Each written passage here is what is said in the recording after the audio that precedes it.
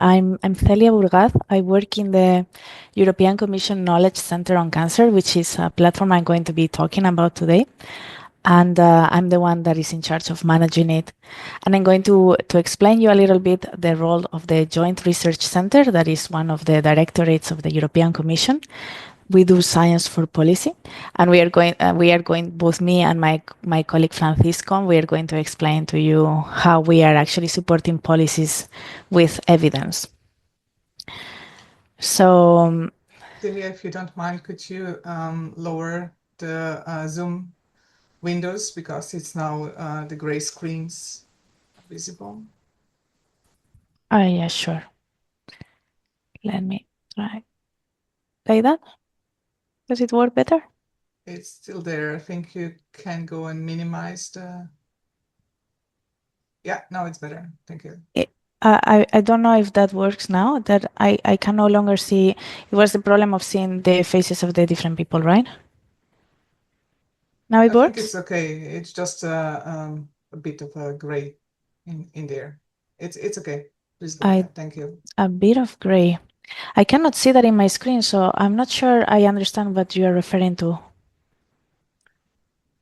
It's the Zoom settings that you're sharing, then it's overcoming the text, but I think now it's really just a small amount, so please go ahead. What about now? Now it's better. Yeah, thank you. Okay. Yeah. Well, you tell me, because I just simply minimized so that now I can no longer see the speakers. But for the rest, I didn't do much. So, thank you. Well, I'll go back to the previous slide. Here it goes. So, the Knowledge Center on Cancer started as a flagship initiative of Europe's Speeding Cancer Plan that was officially launched some years ago in 2021, because they realized that the numbers of cancer in Europe in 2020 and the years before were very dramatic, and that something needed to be done, but a more holistic approach from prevention to early detection and screening to quality of life. And because of that, they created the Europe Speeding Cancer Plan. It was launched in 2021, and it was composed of 10 different flagship initiatives covering the whole cancer pathway. So as you can see, the first flagship initiative is the Knowledge Center on Cancer. There are many others. I'm going to talk a little bit about also the cancer initiative on screening schemes. And then my colleague Francisco is going to be talking about the European Cancer Inequalities Registry more in detail. So what is the Knowledge Center on Cancer, and what does it mean that it's a flagship initiative? It's basically the idea of the Knowledge Center on Cancer is to complement all of the activities that we are doing at the European Commission together with the Director General for Health and Food Safety, so DG Sante, and also the Research and Innovation one, RTD. And it coordinates all of the activities that we are doing at the JRC in the field of cancer, and aligns. The nice thing is that in order to make sure that we are not reinventing the wheel and that we are working in the same direction, we also make sure that we are aligned with all of the different activities on cancer by the whole European Commission. So we are constantly in touch with different departments working from the research perspective or from the health perspective, making sure that the legislation is aligned. So it's all of the source of knowledge that we are producing at the JRC, and it's also a very useful source of reliable evidence for research and policy making. So you can see in this image that is composed on 5 different pillars. The first one is the European Cancer Information System, which basically provides a lot of statistics on estimates of mortality and incidence on cancer, and it's a great way to see the burden of cancer across all the European countries and to also see the progress that has been made over the years. Then we have the second pillar, that is the one on health promotion and disease prevention. This is very useful for policymakers who want to have sources of reliable information available for specific topics. It can be related to specifically non-communicable diseases or also risk factors. So, for instance, if you're interested in understanding and topics related to cancer prevention. You can go there, and there is a lot of evidence available that is based on science, but we also have specific information if you are interested in understanding tobacco or alcohol or other risk factors. We also have a part on mental health, and the nice thing about this health promotion and disease prevention knowledge gateway is that it's not only focused on cancer, but it has information across different non-communicable diseases, so it can be really useful. Then we have the European Guidelines and Quality Assurance Scheme pillar, which is very important because this provides cancer screening guidelines for the most common types of cancer. I will explain that a little bit in detail now. And it provides quality assurance schemes that are voluntary and then can be implemented either at local, at regional, or at national level. Then there is also work that we are doing on rare diseases. My colleague Francisco is going to also talk about this part, so I won't go too much into detail. But this is part of the Knowledge Center on Cancer because every rare disease among children or pediatric ages is considered a rare. Every cancer disease is considered a rare disease, so that's why it's also part of this pillar. And then we have the European Cancer Inequalities Registry, that it's combined in a way with the data that we are providing with the European Cancer Information System, which is the first pillar, but looking at it through the lenses of inequalities. So we are able to see how cancer inequalities are developing and progressing around Europe, and we do it through numbers. But well, my colleague Fran is going to explain that in detail as he is the master of it. So, because we do a lot of different activities in the Knowledge Center on Cancer, I wanted to first and foremost stress that you can stay updated on all the things that we are doing, because we have different pillars with different types of output that is being produced. So we have the part of research and data that is available for you to use for research purposes, but then there is also parts related to more advocacy or evidence-based policy briefs. So we really recommend you to sign up to our newsletter. We publish it every 2 months, and it has both scientific updates relevant for cancer and also non-communicable diseases, so not just cancer. Then policy news that are relevant both for the Commission and outside. Then different calls for grants, that is very important. We are publishing every call for grant that is related to the field of cancer and other non-communicable diseases. And we also include different European events, conferences, and also vacancies. So if you scan this QR code, you will be taken directly to the link. Otherwise, I will share it in the chat, how to register properly through the website of the Knowledge Center on Cancer.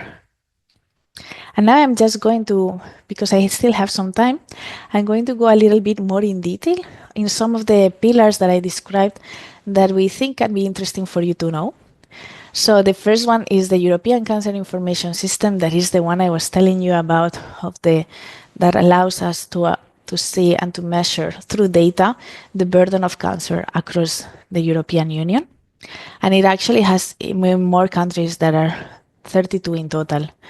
It's a lot of work to coordinate all of this because it provides standardized data from over 125 registries across Europe, because some countries have registries at regional level, and all of this information needs to then be translated into European. And of course, the purpose of this is very simple. You cannot manage what you cannot measure. So first and foremost, we need to measure how is the burden of cancer in Europe in order to provide evidence for policymakers to design good policies that are going to tackle this, and also to see if the policies that are already in place are actually working. And it lets us see through this data that we have geographical patterns, so we can compare between countries and within countries. And also it allows us to see the trends over time in the incidence, prevalence, mortality, and survival, which is very important to understand. For instance, how has cancer progressed ever since 2020. So if you go to the website, you will see that they have different types of information available. There is, of course, the Data Explorer, which is constantly being updated. Right now, we already have the 2024 estimates, so it's even more information than the one that you can see in the screen. Then we also have the long-term estimates based on the numbers that we have now, how we see that the estimates of the incidence and the mortality of cancer in Europe will be by 2040. And we have other type of information if you are interested, for instance, in childhood data or in prevalence estimates. And on top of that, in order to translate all of this data, we also have specific fact sheets for different types of cancer. So there is, for instance, for liver cancer or for breast, but also other information for the aging population. So I will invite you to check the website of X that you can see actually in this link below. Then another pillar that I mentioned before is the one related to health promotion and disease prevention. That is for non-communicable diseases in general. So it's really not only specific for cancer. And as I said, it's a reference point for public health policymakers because we make sure that the information provided there is evidence-based and taken only from scientific sources. And you can have different type of information there, from mental health to prevention of non-communicable diseases. We also have a part on food systems, the other risk factors of non-communicable diseases, such as what I was saying before of salt intake, tobacco, alcohol, and then also societal impacts of the non-communicable diseases. So it's really a lot of information there. Then we also have the third pillar, and with this one I'm going to stop, and then I will of course give the floor to my colleague Francisco. But we have this pillar of the European Commission initiatives on cancer screening and care that I wanted to explain to all of you, because there is a lot of work going on here. And of course, our goal is very simple, is to provide quality standards for cancer care services across Europe, to make sure that the discrepancies that we are seeing across Europe in both prevention and quality of care and access to care are tackled, and that it doesn't matter in which country you are in, you will have good quality standards for cancer. So we have this information for, as I said before, the 6 more common types of cancer in Europe, which are breast cancer, cervical cancer, colorectal cancer, gastric cancer, lung cancer, and prostate cancer. For the breast cancer, we already have all of the information that is published, so guidelines and quality assurance schemes, and now we are working in the other ones. And this is really a source of very useful information for patients, but also for healthcare professionals across member states, and of course for policymakers. I'm leaving the link below so that you can have a look at the specific website on this. And just to tell you that there are 2 ways in which it's working. We make sure that we have evidence-based guidelines for primary prevention, screening, and diagnosis, that is the first part of the whole process. And then we collect also international guidelines in the part of treatment, rehabilitation, follow-up, survivorship, and also palliative care. And that's the quality assurance scheme that is really covering the entire cancer pathway. And this process is done for all the 6 types of cancer that I showed you before. This is very important because thanks to this, we can provide quality standards for cancer services, as I said, across Europe, making sure that this inequalities gap is fixed. And it also takes into account, through the methodology that we are using, pension-centered values, because we make sure that part of the process for the quality assurance scheme and the guidelines involves not only scientific experts, but also patients and caregivers. And it's a voluntary scheme, so it allows for a stepwise certification approach, and it understands, so it's quite flexible about the infrastructure diversity that we have across European countries. So this is my last slide. What can you do with all of this information? Well, first and foremost, help spread the word about all of our tools, from the Knowledge Center on Cancer to the European Cancer Inequalities Registry that we are going to explain you now in detail, to the European Cancer Information System, and also the Knowledge Gateway on health promotion. so that they can be used for evidence-based policy making, but also for research. Then, as I mentioned before, sign up to our KCC newsletter to stay updated on all of our activities and make sure that you can contribute to that and follow up with us. Then apply as an expert, because that's also a part. If you're working on this field, you may want to apply or disseminate our open calls that we have for expression of interest to be part of the boards and the steering groups of the European guidelines and quality assurance schemes, and also to give feedback or even suggest new potential indicators on the European Cancer Inequalities Registry data tool. That is what Francisco is going to be explaining in just a second. So now I'll give him the floor. Hello everyone, I'm Francisco Rodriguez. I also work for the JRC, the Joint Research Center, for the Disease Prevention Unit, like my colleague Celia. I'm going to talk about 3 projects we have in our unit. First, I'm going to give you an overview of the European Cancer Inequalities Registry. ESIR. I hope, okay, now, perfect. ESIR, and then I say something about EuroCART. This is the European Network of Registries for the epidemiological surveillance of congenital anomalies. And finally, I'll explain our plans to develop a health impact assessment framework and the JRC.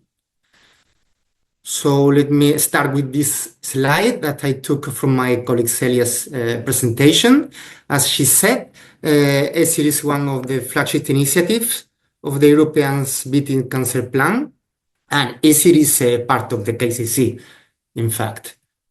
Okay, ESIR covers the 27 countries of the EU, as well as Norway and Iceland. It consists of several elements and activities carried out through cooperation among us, the JRC, and the DG Santé, which is another DG of the European Commission, as you might know, the OECD, the International Agency for Research on Cancer, IARC, and as well as other organizations that collaborate occasionally. You have below the objectives. ESIR aims to identify trends, disparities, and inequalities between countries and regions. And the idea is basically that the registry identifies challenges and specific areas of action. And in this way, it can guide investments and interventions at EU, national, at regional level. So this is a general overview of the website of ESIR. You can see here its different elements. We have the topics to highlight the specific topics of interest, ESIR data tool, the country cancer profiles, the analytical reports, cancer inequalities fact sheets, and finally, other information of interest about ESIR.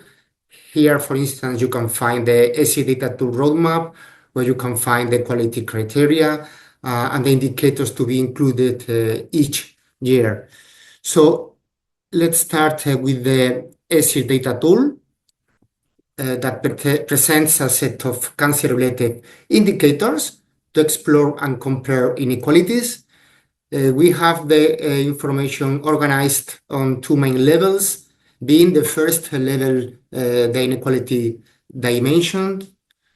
We have 8 of them so far: country of region, sex, education, income, urbanization, age, disability, and employment status. Okay, the second level of organization corresponds to the indicators themselves. We have grouped them in several thematic dimensions, following the cancer continuum, from prevention to the quality of life, and of course, cancer burden.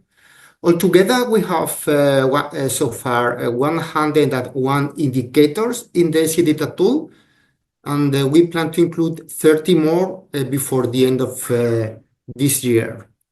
This is an example of one indicator in ESIR, the difference within countries, which is the difference between the region with the highest value of mortality and the region with the lowest value of cancer mortality for each country. The idea is to highlight disparities in mortality within the EU countries. Okay, the data tool is mainly a tool to visualize data. So we try to present data in an attractive way. You can see here maps, bar charts, and so on. And this is the process to include an indicator in a data tool. We can detect a possible indicator through several ways.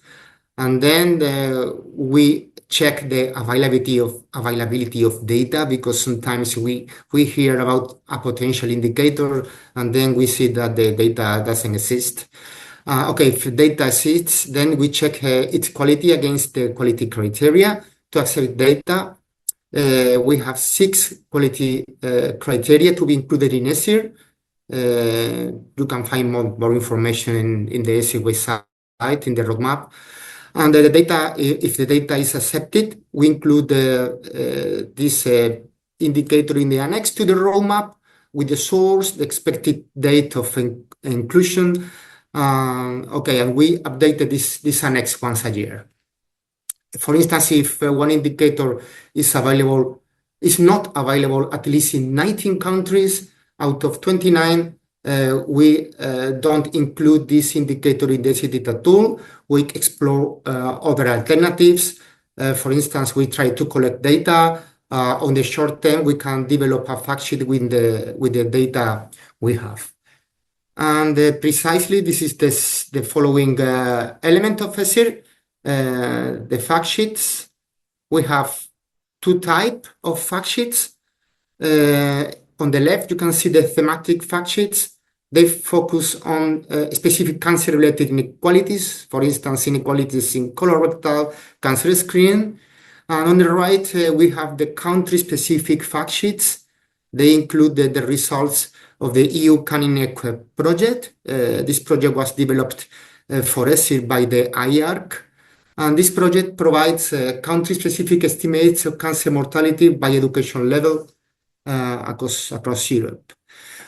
Okay, another elements of ESIR, the country cancer profiles and the EU analytical reports. They are prepared by the OECD and the European Commission, and we publish them every 2 years in rotation. As for the country's cancer profiles, they identify inequalities for each country. We have 2 editions so far, one in 2023 and another one in 2025. And we will publish the 3rd edition in February next year, 2027. And the analytical report that examines policies and actions to tackle cancer inequalities. This is one report for the EU with a horizontal analysis of situation, and we have published 2 reports so far, 2024 and this year, 2026. Okay, let's move on the next topic section. And we have here our main project in ESIR this year. We are collecting existing data from vulnerable groups with the objective of including information in a dedicated topic. First, we have carried out an umbrella review to have a general overview of the situation about the access to cancer care from the vulnerable population, and find the groups with the least information available. This is almost finished. We have already the results that show that the main information gap happens in Roma population and people experiencing homelessness. So the second step is to carry out a systematic review with mainly cancer outcomes, but also for Roma population, we are going to include cardiovascular disease, at least for Roma population. And is it feasible, depending on the final number of articles to review, perhaps also for people experiencing homelessness? This step has just started with the information collected in these 2 reviews. After summer, we will start drafting 2 scientific reports, and this step should be finalized by the end of this year. And then in the beginning of the next year, 2027, we will include the reports in ESIR in a dedicated topic. Maybe we will produce some fact sheets, and we also want to publish the result, of course. Okay, we are coming to the end of the presentation. Let me explain very briefly other 2 projects we have in our unit.